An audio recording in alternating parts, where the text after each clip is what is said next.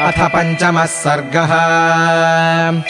सर्वा पूर्वमियम् येषामासीत् कृत्स्ना वसुन्धरा प्रजापतिमुपादाय नृपाणाम् जयशालिनाम्। येषाम् ससगरो नाम सागरो येन खानितः 6 पुत्रसहस्राणि यम् यान्तम् पर्यवारयन्। इक्ष्वाकूणामिदम् तेषाम् राज्ञाम् वंशे महात्मनाम्। महदुत्पन्नमाख्यानम् रामायणमिति श्रुतम्। तदिदम् वर्तयिष्यावः सर्वम् निखिलमादितः। धर्मकामार्थसहितम् श्रोतव्यमनसूयता। कोशलो नाम मुदितस्फीतो जनपदो महान्। निविष्टः सरयूतीरे प्रभूतधनधान्यवान्। अयोध्या नाम नगरी तत्रासील्लोकविश्रुता।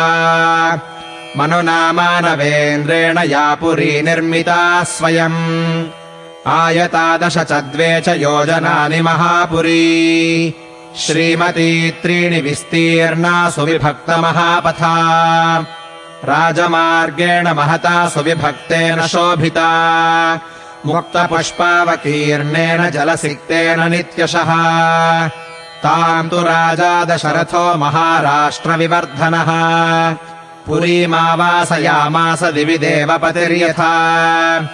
कपाटतोरणवतीम् सुविभक्तान्तरापणाम्।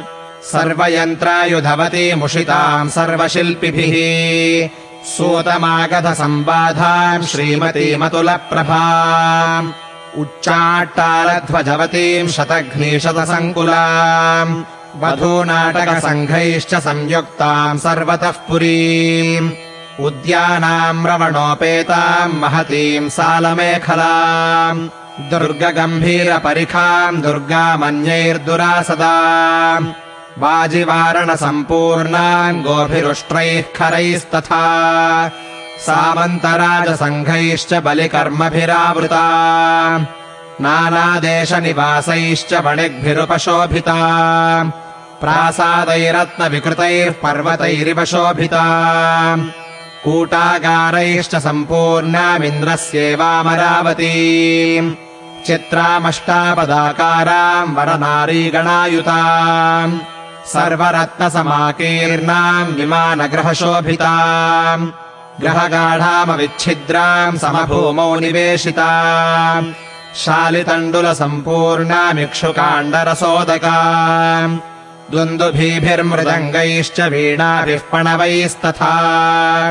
नादिताम् भृशमत्यर्थम् पृथिव्याम् तामनुत्तमाम्।